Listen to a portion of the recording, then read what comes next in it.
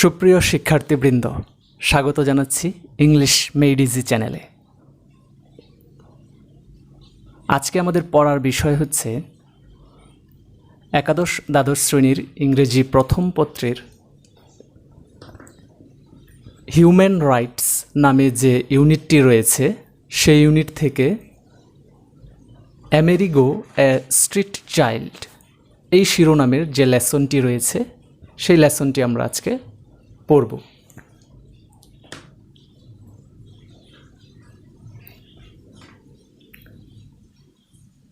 বইয়ের এই লেসনের শুরুতেই কিছু ছবি দেওয়া আছে,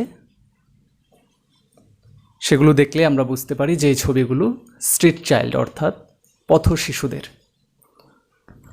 এবং এর থেকে আমরা একটা ধারণা করতে পারি যে এই লেসনটিতে পথ শিশুদের সম্বন্ধে আমরা কিছু জানতে পারব।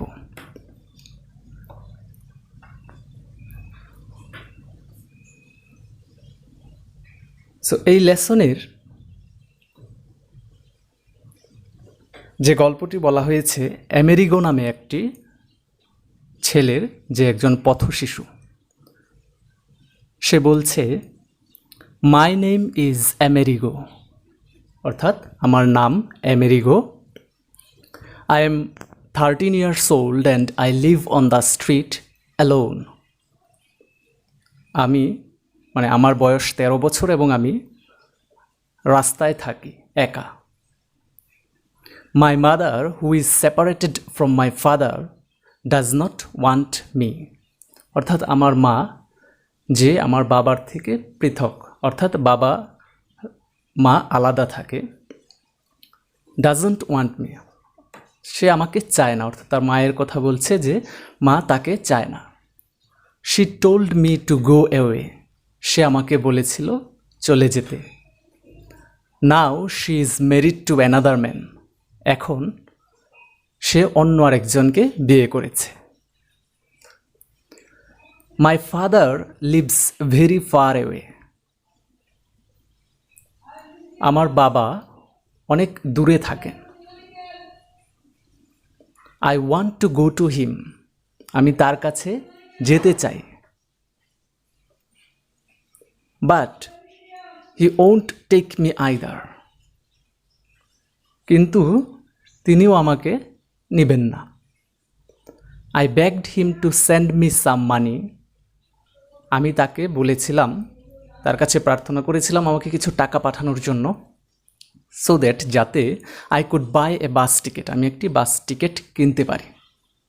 I am still waiting, আমি এখনও অপেক্ষা করছি। He hasn't answered, সে উত্তর দেয়নি।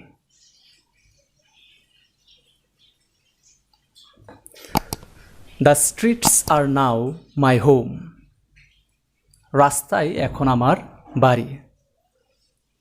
Sometimes I find work, মাঝে মাঝে আমি কাজ পাই। I used to collect trash and sell it to a vendor, আমি আবর্জনা সংগ্রহ করতাম, ময়লা আবর্জনা সংগ্রহ করতাম এবং এগুলো একজন বিক্রেতার কাছে বিক্রি করে দিতাম। I stopped doing that after I had a serious infection, তো আমেরিগো বলছে যে আমি সেটা বন্ধ করে দিয়েছিলাম সেই কাজটা যখন আমার একটা খুব মারাত্মক ধরনের সংক্রমণ হয়েছিল।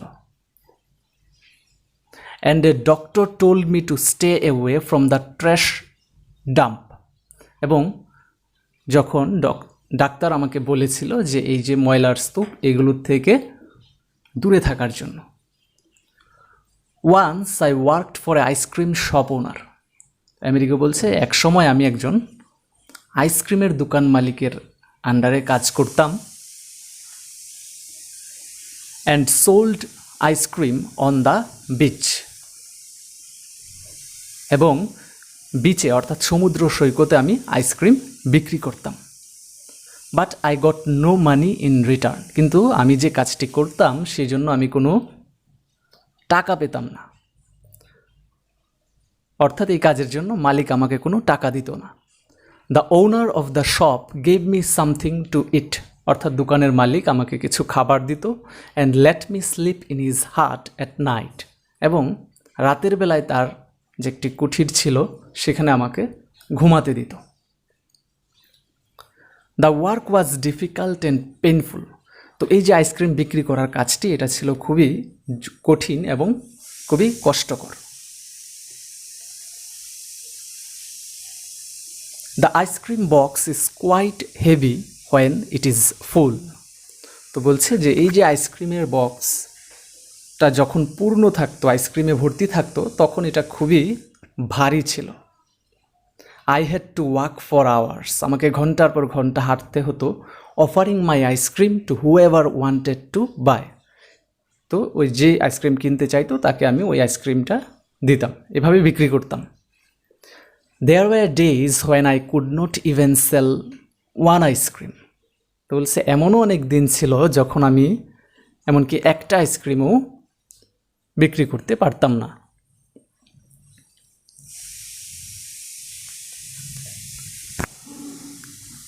In a way I am lucky because I am alive. এখন আমেরিগো বলছে যে একদিক থেকে আমি ভাগ্যবান যে আমি এখনও বেঁচে আছি। My friends who work sorting rubbish in dumps often suffer from serious diseases.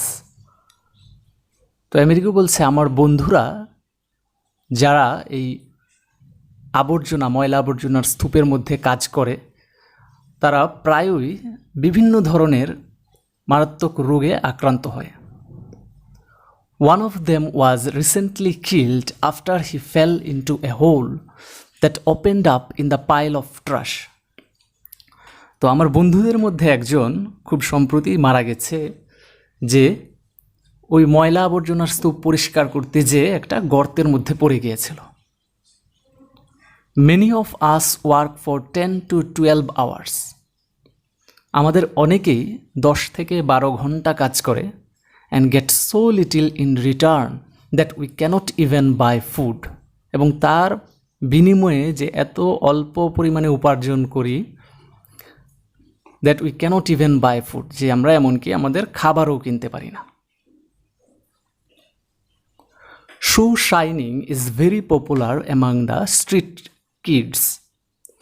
তো আমেরিকা বলছে যে এই যে পথশিশু যারা, তাদের মধ্যে জনপ্রিয় একটি কাজ হচ্ছে জুতা পালিশ করা, শু শাইনিং।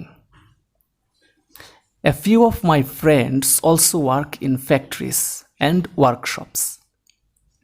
বলছে যে আমার কিছু বন্ধু বিভিন্ন ফ্যাক্টরিতে বা বিভিন্ন কলকারখানাতে কাজ করে। A boy I know lost one of his eyes. সে বলেছে আমি একটা বালককে চিনি যে তার চোখ হারিয়েছিল after a piece of hot glass flew into his eye. কি হয়েছিল যে যখন একটা কাচের টুকরা, গরম কাচের টুকরা তার চোখে পড়ে গিয়েছিল। At the glass factory where he worked, যেখানে যে গ্লাস ফ্যাক্টরিতে সে কাজ করত, তো ওই একটা গ্লাসের টুকরা তার চোখে যখন পড়ে যায় তখন তার চোখটা নষ্ট হয়ে যায়। তার চোখ নষ্ট হয়ে যাওয়ার পর the owner refuse to pay. তো ওই ফ্যাক্টরির যে মালিক, তিনি আবার এই জন্য কোনো ধরনের ক্ষতিপূরণ বা টাকা দিতে অস্বীকার করেছিল। For medical help and fired him.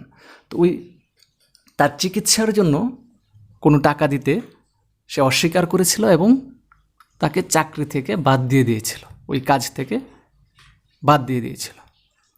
For me like all other children on the street it is very hard.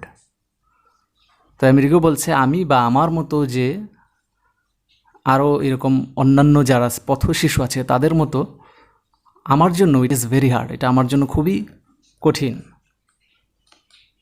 আমার জীবনের যে চলা সেটা খুব কঠিন। আই এম অলওয়েজ হ্যাংরি, আমি সবসময় ক্ষুধার্ত। And I do not know where I will sleep the next night. এবং আমি জানি না যে আমি পরবর্তী রাত্রিটা আমি কোথায় ঘুমাবো। I would like to live in my own home and sleep there in peace. বলছে যে আমি পছন্দ করব, বা আমি যেটা তার মনের ইচ্ছা, যে আমি আমার নিজের ঘরে ঘুমাবো শান্তিতে, সেটা আমি চাই বা আমার ইচ্ছা। The nights are very cold in the winter. শীতের সময়, বিশেষ করে শীতের যে রাত্রিগুলো খুবই ঠান্ডা। You can die of cold in the street, এবং এতই ঠান্ডা যে তুমি এই শীতে মানে মারা যেতে পারো, এত ঠান্ডা থাকে বিশেষ করে রাত্রেবেলায় শীতের সময়। তো মূলত আমেরিগোর মাধ্যমে এই কথাগুলো বলিয়ে আমাদেরকে পথশিশুদের জীবন সম্পর্কে বলা হচ্ছে। পথশিশুদের জীবনটা যে কত জটিল হয়, কত কষ্টের হয়, সেটা ওই আমেরিগোর যে বক্তব্য, তার জীবন সম্পর্কে সে যে কথাগুলো বলল এখানে, সেগুলোর মাধ্যমে আমরা বুঝতে পারি। তো আজকের লেসন এ পর্যন্তই। পরবর্তীতে অন্য কোনো লেসন নিয়ে আবার আসব। সেই পর্যন্ত সবাই ভালো থাকবে। আর আরেকটি বিষয় যে এই চ্যানেলটি অবশ্যই সাবস্ক্রাইব করবে, এবং সাবস্ক্রাইব করার পাশাপাশি এর পাশে যে বেল আইকনটি থাকে সেটাতেও অন করে রাখতে হবে, যাতে আমি পরবর্তীতে যদি কোনো লেসন আপলোড করি সেটা যেন সবাই নোটিফিকেশান পেয়ে যায়। সাথে সাথে এই চ্যানেলটিকে শেয়ার করতে হবে বন্ধুবান্ধবদের কাছে, যাতে তারাও জানতে পারে যে এই চ্যানেলটিতে ইংরেজির বিভিন্ন লেসন দেওয়া হয়। সো আশা করছি সবাই সাথেই থাকবে। ধন্যবাদ।